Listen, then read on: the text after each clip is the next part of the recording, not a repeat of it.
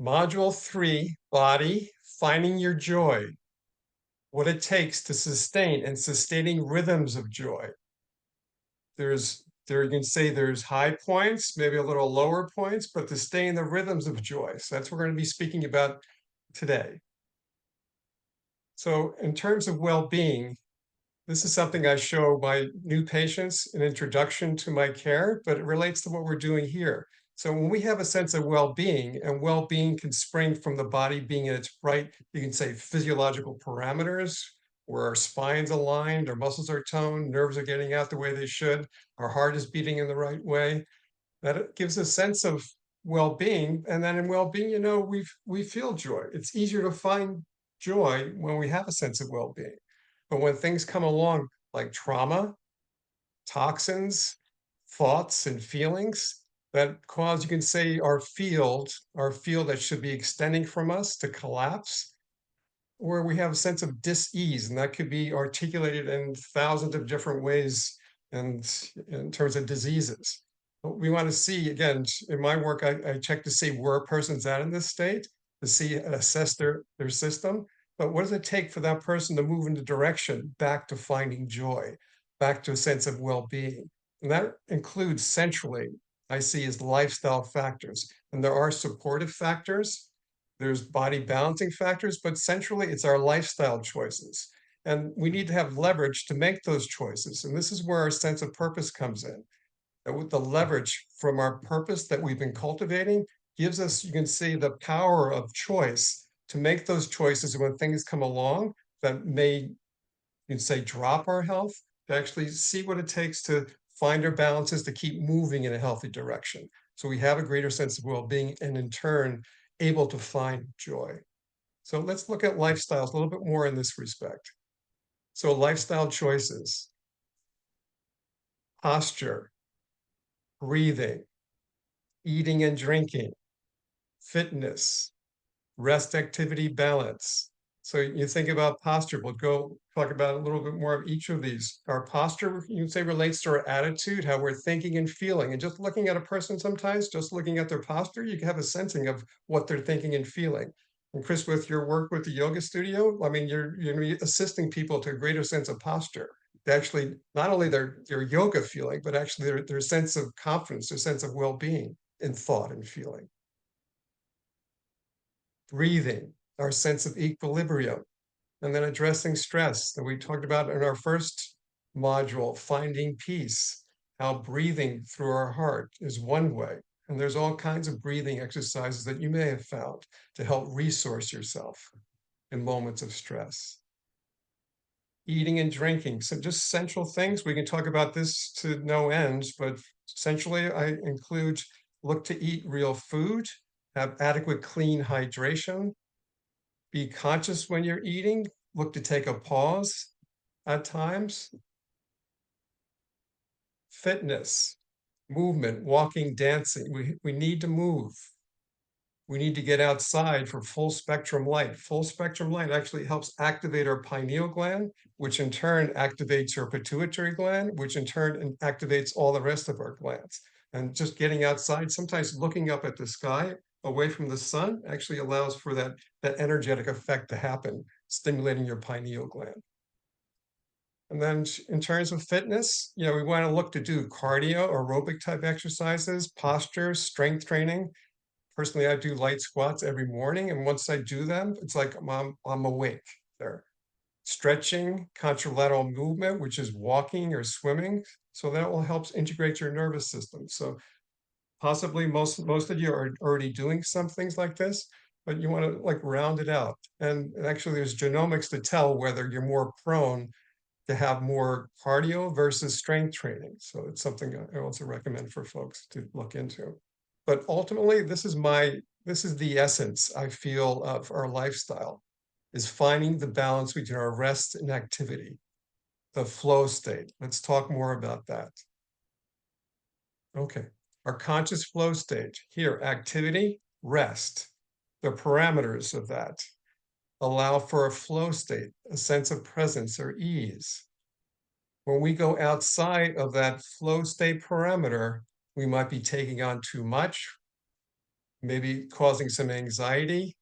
We have the feeling, I know I have to watch this myself, try to getting things done, jamming things in, and overcare, worry. If we're overcaring, we care about our world, about our people, but if there's overcare in the sense of worry, you can say that can overstimulate our nervous system and cause us to become out of the flow. And then on the other side of it, boredom, something missing, where maybe we're not taking on enough. The past may matter more to us than the present. We might be entangled with personal and worldly matters, especially in today's world, entangled with those worldly matters or personal matters. So we want to have containment within this flow state. And that relates to our work time and our free time. It's something to look at containment even within our free time.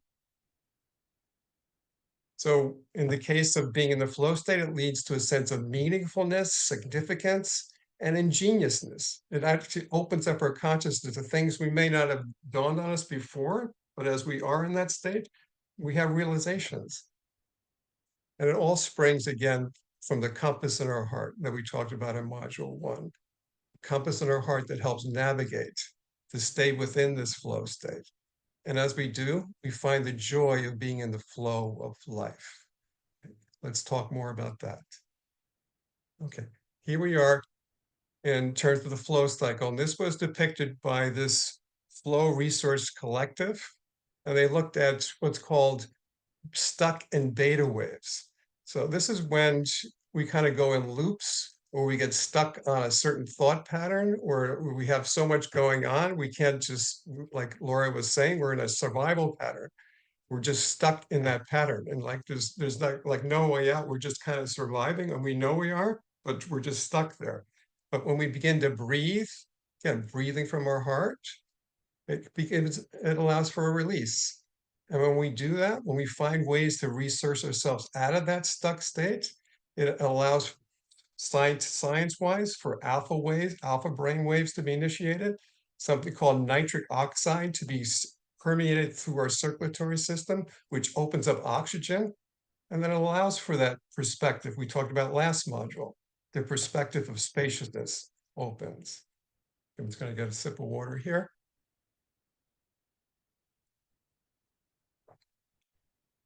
Let you take that in for a moment. Okay. Now, flow. This leads to opening to flow. And flow, science-wise, is when our brain is in theta, something called theta and gamma waves.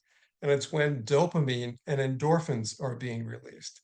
And this is when we're engaged in total presence activities, creativity, ingeniousness, your works of significance. So whether you're working in the day-to-day world and you're finding artistic ways of applying that, but also artistic ways of being with others, like just having a conversation with someone else where you're just ingenious in terms of how you can share. Your works of significance could be in such a way, a variety of ways. But you need to make space to engage. Like I like to call it, you need to make space to create. Either whether doing something like what I'm doing or another avenue, you need to make space for it, time to come into that, to actually experience a flow state. And this is where we transition from work time to free time. So flow can happen in our work time, whether we're working professionally or working in a field, and in our free time. And in our free time, there's a care to actually remain in flow while in our free or leisure time. And this is where we look to engage. We find happiness by differently engaging. So there's a time to work and there's a time to engage differently to allow our brain to actually be refreshed in ways. And this is where recovery comes in. Recovery relates to delta waves, serotonin, oxytocin. Maybe you've heard of those neurotransmitters there. And this is regenerative rest quality time. So again, thinking about going down to the Kentucky River, having rest quality time, doing something different there, looking at different scenery, beautiful in nature, is another way of rest quality time. And there's a variety of ways, whatever way fits you. And along with recovery are forms of endearment, hugs, touch, spiritual communion, all that relates to allowing for that serotonin and oxytocin to be released. Let's look more at that. So finding your joy in flow, finding your joy in flow. So just take that in for a moment, what I just shared. Okay, finding your joy in flow. The flow science. Now, the pioneering psychologist, Mihai Csikszentmihalyi, that's how you say his name, and he was from Hungarian descent and taught here in the States. And he dedicated his life to studying happiness and optimal experience. They call him the father of flow. And he had these realizations in his work. He identified a state of deep engagement and satisfaction that he called flow. Flow brings a sense of effortless action and pure joy. We're talking about joy here. Flow brings a sense of effortless action and pure flow. Time melts away as you become one with the activity. Flow is everywhere. Discover flow in your work, hobbies, creative pursuits, and everyday life. Flow state theory suggests that when individuals are in a state of flow, they experience intrinsic motivation in their activities. Now, this is something striking to me, is when we find that activity that we love to engage with, it builds momentum upon itself. There's intrinsic motivation. It's like you don't have to do anything. Like when I develop these presentations, this insight training, it's like my mind is open continually to like, how can I make this better? How can I make it more refined? There, intrinsic motivation that I've been feeling, and I'm sure you may have felt that in ways too, but it's built within this flow state. So find your flow. Immerse yourself in activities that challenge you just enough where your skills meet the demands of the task. The sweet spot between challenge and skill. Let's talk about that. Okay, conscious flow state, activity, rest. So here we are, finding joy in the flow of life. And that relates to the skills we have and challenge. There's an intersection between challenge and skill. And we need to have enough challenge that arouses that.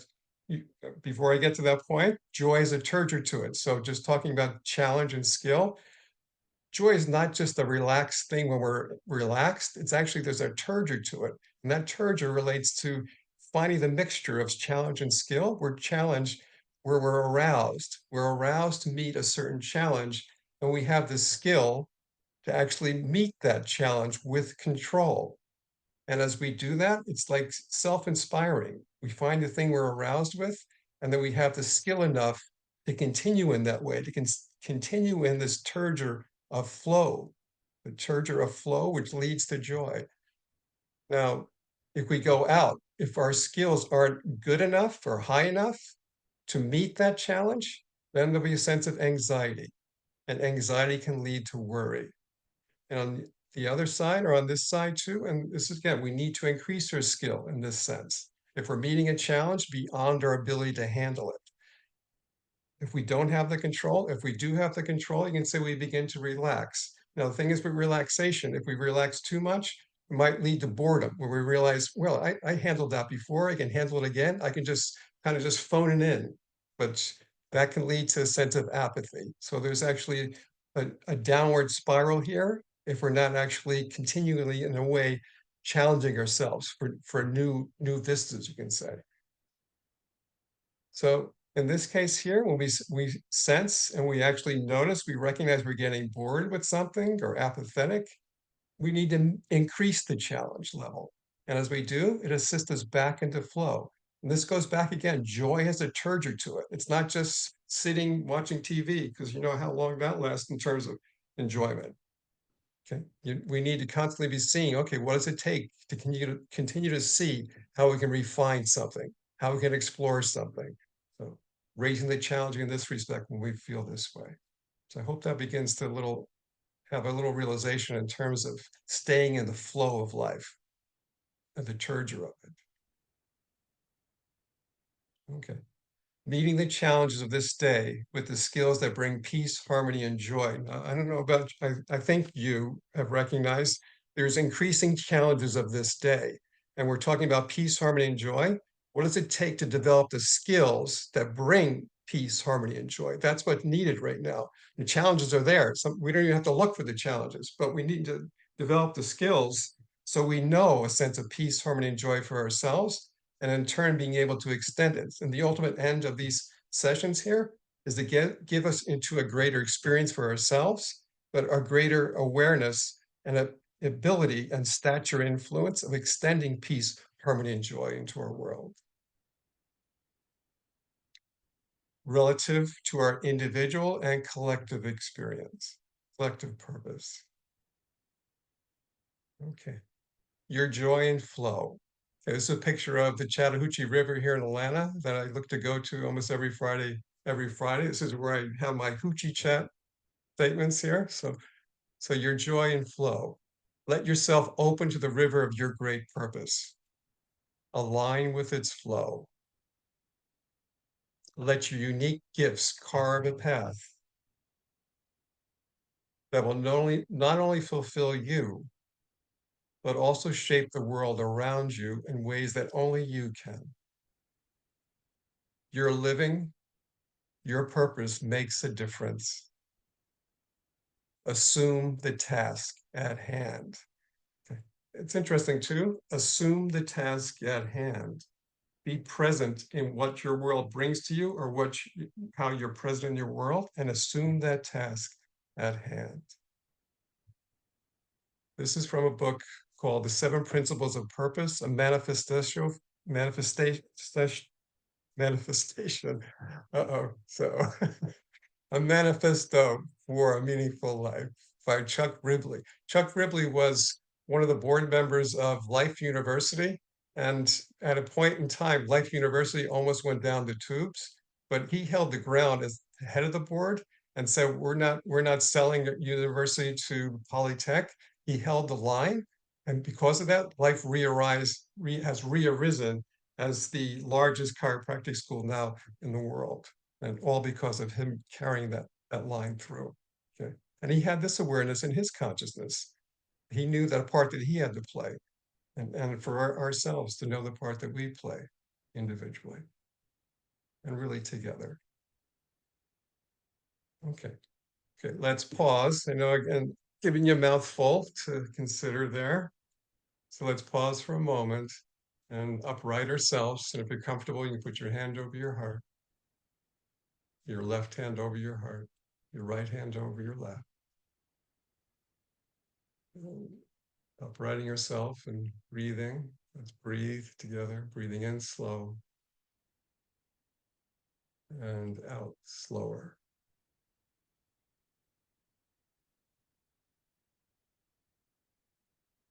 And breathing through our heart, breathing in slow and out slower.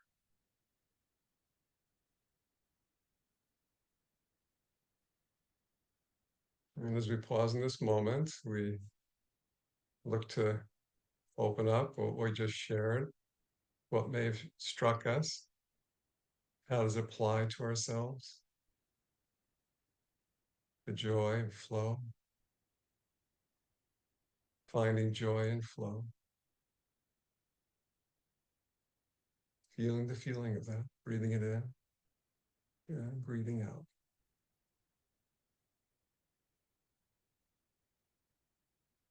Coming into this present moment, even more so, appreciating what we're sharing, and recognizing the need for peace, harmony, and joy to extend into the world. And acknowledging and recognizing what it takes for ourselves to feel peace, harmony, and joy. As we do so, we feel a greater sense of purpose, a purpose for being here and now. Breathing in and breathing out.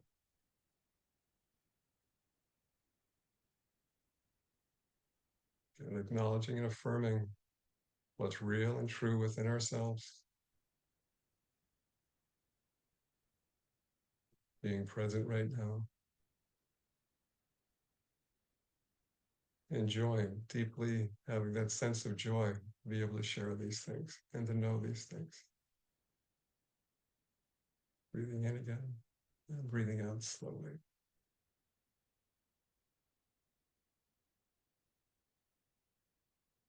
Yeah, breathing in slow and out lower.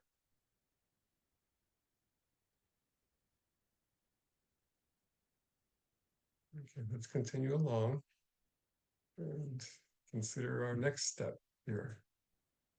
Very good. Appreciate that time with you.